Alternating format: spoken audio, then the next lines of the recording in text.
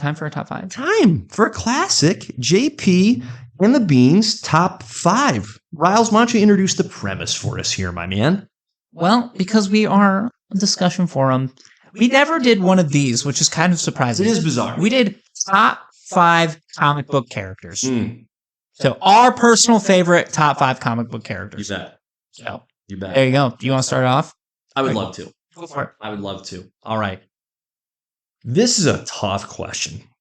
Very difficult question because part of me got fairly nostalgic when I was pondering this, and I mentioned this is super easy for me. I just want you to know. I'm glad it was easy for you. This is like in and out. I was done. Just boom. I was like, I knew this top 5 like the back of my hand. And this is going to be heavily influenced by what I've read, okay? And so I chose to keep it kind of in that lane, so not movie oriented. And so this is subject to change. But where I'm going to go for my number 5 is going to be Captain America. And when I say Captain America, I mean both Steve Rogers and Bucky Barnes, because the Captain America run that I read starts pre-Civil War in the comics, where Captain America, Steve Rogers, has become aware that Bucky Barnes is not dead, but is alive as the Winter Soldier. So it starts with that Winter Soldier run of Steve Rogers trying to rescue Bucky and get him out of the mind control mess that he's trapped in. And then it goes into Civil War, and out of Civil War is Captain America. Steve Rogers is killed, and Bucky Barnes is left with bearing the mantle of Steve Rogers, Captain America. And it's a phenomenal run to watch that redemption of Bucky Barnes as he reluctantly takes it on. So that's my number 5. Just a beautiful story. Captain America. My number 5 is kind of a cop-out. That's okay. But I don't care. That's okay. Because I was more familiar with the cartoons than the comic books. But I am going the Teenage Mutant Ninja Turtles. Nice. All 4 of them. So great. If I have to pick one, it's going to be Michelangelo. But that's very you. I was so influential on my childhood. That was like one of my main things. I love the Turtles. I love the live action movies. I love the cartoon that I grew up with. Incredible. I haven't seen the 1980s ones. I kind of want to go back and watch the original cartoon. But I did watch the 2003 series, which is phenomenal, by the way. That's like peak cartoon life. Just phenomenal. But yeah, Ninja Turtles. It's an easy... I think they set the standard for teams. If I'm being completely honest, when you look at like a superhero team, now I don't know if I call them superheroes, but... No, I know what you mean, though. If good guy teams, I think they set the premise, and being able to differentiate and make characters unique, even though they look kind of similar, and the only way you can tell the difference is their weapon and their color. The bold take, but I love it. So big fan. Yes, big that's fan. My number 5. Number 4, and this might be a little low to some people, but I have Batman at 4. Dude, this is your personal preference. So it's Batman. I don't have to explain anything more than that. You don't. I love Batman. Batman is like the peak badass, and you have to have at least one badass on your list. You know, you do. Batman number 4. Love it. For me, number 4 is Martian Manhunter. He's a little unique in that he doesn't have his own individual comic run. It is out there, but it's brief, and I still haven't found it and read it. I don't even know if it's well done. I don't know either. So if it got canceled quick, it probably wasn't well renowned. Yeah, I'm not. Put it this way: if I die having never read it, no regrets. Yep. But he is such a tremendous character in the 90s Justice League comics that were written by Grant Morrison. And there's a stretch in particular that I couldn't tell you how many years it covers, but it covers 5 thick volumes of these graphic novels. And what's beautiful about it is the initial Justice League conflict is against this group of white Martians, so the sworn enemy of the Green Martians, of which Martian Manhunter is one. And then it ends, right, these hundreds of issues later, with the Justice League battling the white Martians again. And John Jones is such a key piece in that story because it becomes a very personal story for him, because he's this creature, this this person without a home. And we know that Superman's without a home, but it's harder for John Jones, right? Because Superman tends to look a little bit like a human being, and a handsome human being at that. John Jones is a freaking green alien.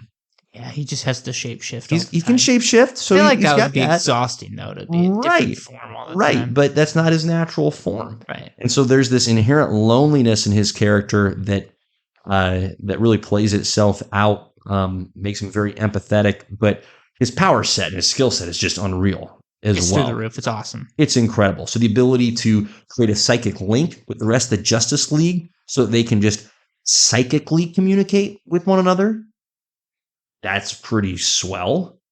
So Martian Manhunter is my number 4. My number 3 is Green Lantern, and in particular, Hal Jordan. Hal Jordan comics run, starting with Hal Jordan or Green Lantern Rebirth, where comics, he's brought back from the dead. He's been dead for a while. They bring him back, guys. He's back. What a friggin' wild run that is. Green Lantern Rebirth, Sinestro Corps War, all the way into the New 52, which actually ties the character off quite nicely.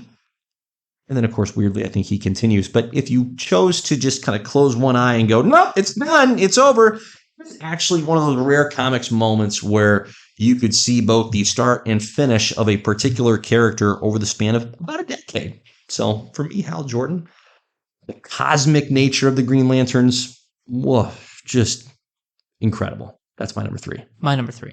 Hit it. Martian Manhunter. Yes. Get it. Do you guys think we were going to be talking about this and Manhunter wouldn't be on either one of our lists? You've never Come listened on if now. that's the case. Oh my gosh, I'll be waving that banner till I die. Mm-hmm. Speaking of characters I would like to write, Manhunter, There you number go. 1. There you go. Okay, let's be real here. The dude is OP. I fell in love with him in Justice League cartoon and Justice League Unlimited. How could you not? He was It's incredible. phenomenal in that cartoon. Mm-hmm. 10 out of 10. Mm-hmm. I don't know how he's gone this long without an actual solid run. This is why I have an issue with DC. Yeah, But as you should.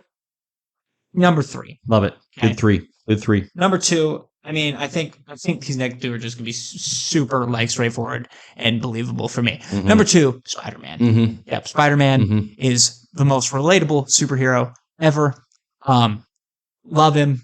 I've had it. I grew up with him 2002 all the way till now. The different iterations, like, He's great. oh my God, I can't. He's great. I mean, it's Spider-Man. There's not much else I can talk about. It's a great pick. My number 2 is Daredevil. Daredevil is one of those unique comic characters who has had bigger comic runs in the 80s, in the 90s, and in the 2000s. Like, he has had one heck of a stretch. He has not been done well in the last decade, which is a shame. But I'm very excited to see what we get in the Netflix. Sorry, not in the Netflix anymore, in the Disney Plus iteration with Born Again. But I brought with me the Frank Miller Born Again comic run, the Frank Miller, The Man Without Fear, his origin of Daredevil from the 80s. I'm up here as an ode to my boy Daredevil, but Michael Bendis' run of Daredevil, our guy Ben Kruger turned me on to that years ago. Just incredible. He is Daredevil. Incredible run. Yeah, no, Ben Kruger basically. I mean, is he's not Daredevil. but he is. But he is. So Daredevil is my number 2. My number 1, it's Batman. It's Batman for me. It just is. So I don't hold it against you having him as low as you did, because this is all about personal preference. But I looked at my comic book shelf at home, and the entire top shelf is either Batman comics or Batman is in them. Like, it's Justice League or Gotham Central, which is revolving around Batman. It's just he's a forever interesting and compelling character. Every boy at one point in time has wanted to be Batman. Still do. Exactly. Yep. I'm gonna break out my batarangs when I get home and just start chucking them. I would. You know how bad I wanted a grappling hook after watching Batman? Oh yes, that'd be amazing. A grappling hook would be amazing. Just go right up to the top of a tree whenever you want to. Now, getting down's the issue, but Sure, you need the cape, I guess, as well, but that's for next Christmas. yes. Yeah. True. Okay, your number 1, sir. It's Deadpool. You better believe it. I was a Deadpool fan before it was cool. I was were? rocking you were. Deadpool and Ultimate Alliance on the PS2. I found the character and he started talking back to me. He said, "Hey, my health's getting low." And I'm like, "What is happening? I love this." And then so I rocked Deadpool throughout that entire game. I soloed that game with Deadpool as soon as I got him. Fell in love with the character, looked him up, read his stuff. Ryan Reynolds coming in X-Men Origins as Wade Wilson. I was like, here we go. And then I cried for about a week and a half towards the end of that movie because I'm like, that's not him. No. And then just to all have it come back, Ryan Reynolds playing Deadpool again and doing it right. And my gosh, I used to be able to quote that movie almost like word for word. Yeah. It's not even out there. Like, that's how much I love the character. But yes, I loved him before he was cool. I cannot establish that enough.